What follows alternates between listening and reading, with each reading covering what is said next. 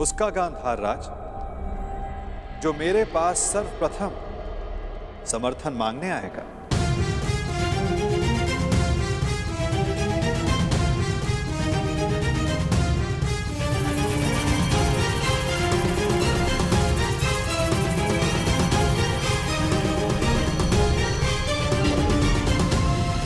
आगे बढ़ो दुर्योधन।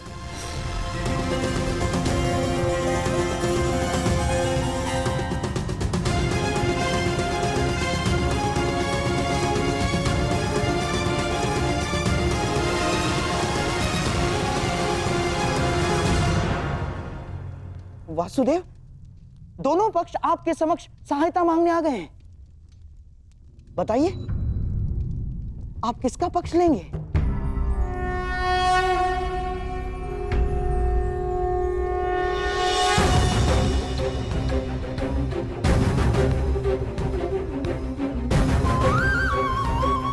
ये विचारों की सहायता नहीं है गांधार राज, ये युद्ध के लिए मांगे जाने वाली सहायता है जो मुझसे नहीं द्वारिका से मांगी जा रही है। ये हस्तिनापुर और इंद्रप्रस्थ का विवाद, इसलिए धर्म के नाते दोनों राज्यों के प्रतिनिधि को द्वारिका आना होगा।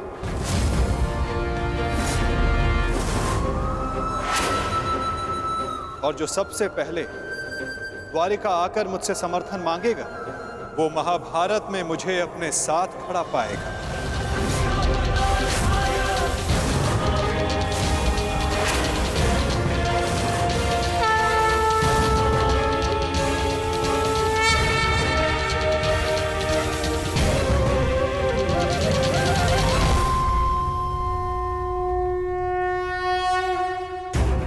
कुछ समय पूर्व कन्या पक्ष की ओर से आपने मुझे कुछ भेंट दी थी गांधार राज।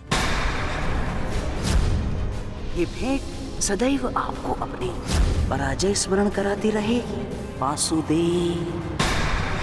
परंतु अब उसकी कोई आवश्यकता नहीं, क्योंकि युद्ध में सम्मिलित होने के बाद उन पासों का मेरे लिए कोई महत्व नहीं रह जाता।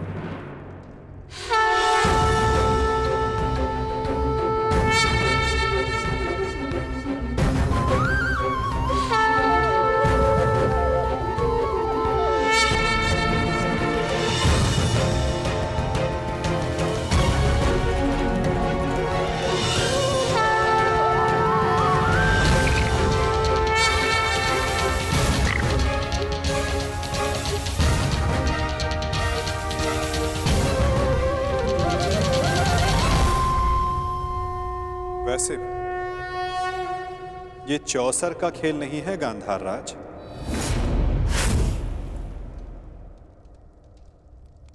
ये एक महायुद्ध है जिसके अंक केवल पौ 12 तक सीमित नहीं रहने वाले। ये खेल बहुत बड़ा होगा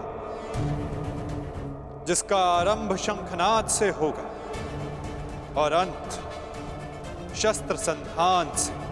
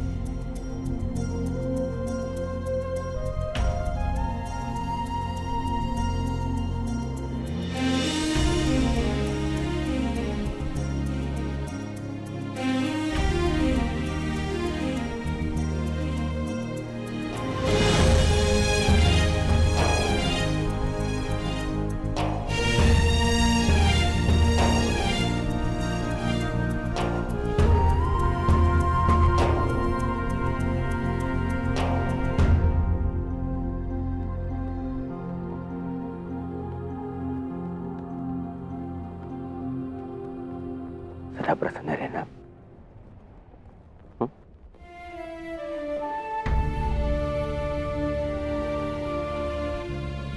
तुम्हें उसकी चिंता करने की कोई आवश्यकता नहीं है युवराज दुर्योधन।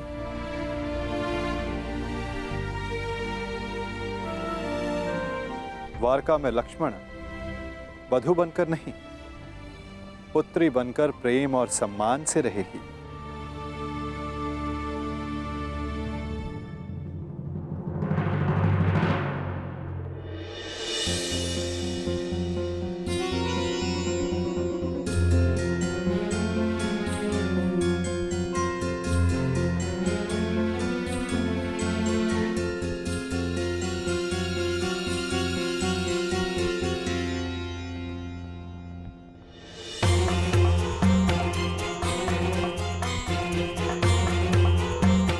लगता है दुर्योधन विवाह की रीतियों को पूर्ण करने में थोड़ा संकोच कर रहा है।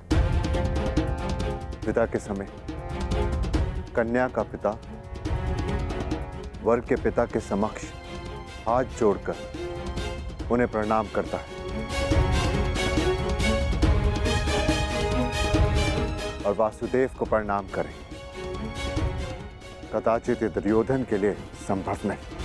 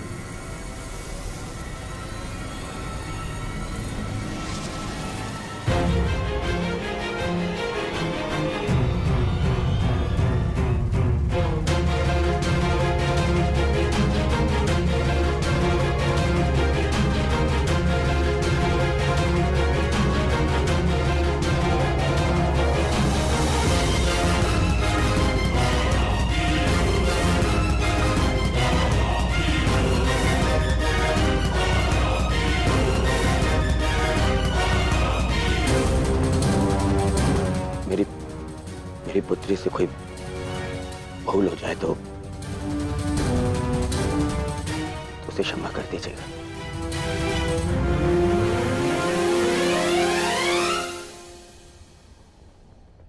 तुम्हें ये कहने की कोई आवश्यकता नहीं दुर्योधन।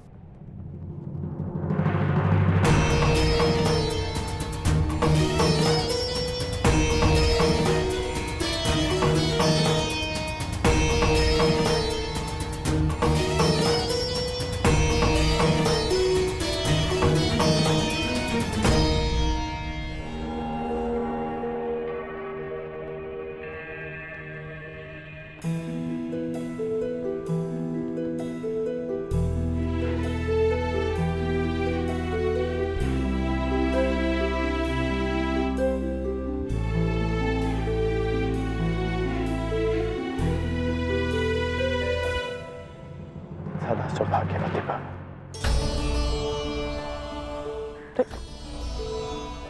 ये क्या कर रही हो तुम? मांगने वाले को देने वाले के चरणों में झुकना ही पड़ता है ना काकाश्री। क्या मैं आपसे कुछ मांग सकती हूँ? अवश्य पुत्री। सदैव के भांति पिताश्री का साथ दीजिएगा, उनका ख्याल रखिएगा। आप उनके मित्र हैं, उन्हें समझते हैं। इस समय उन्हें सबसे अधिक आपकी आवश्यकता है काकाश्री। मैं तो सदा तुम्हारे पिता के साथ हूं, परंतु जो तुम्हारे पिता ने किया उस युद्ध में, वस्त्रहरण में, मैं उसे क्षमा नहीं कर पाऊंगा।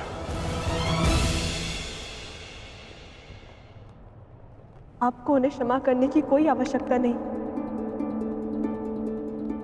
परंतु पिताश्री को आपकी आवश्यकता है काकाश्री।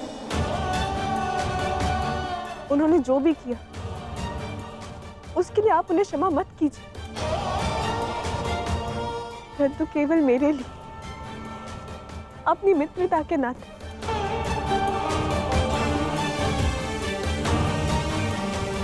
उन्हें एक अवसर और दे दीजिए।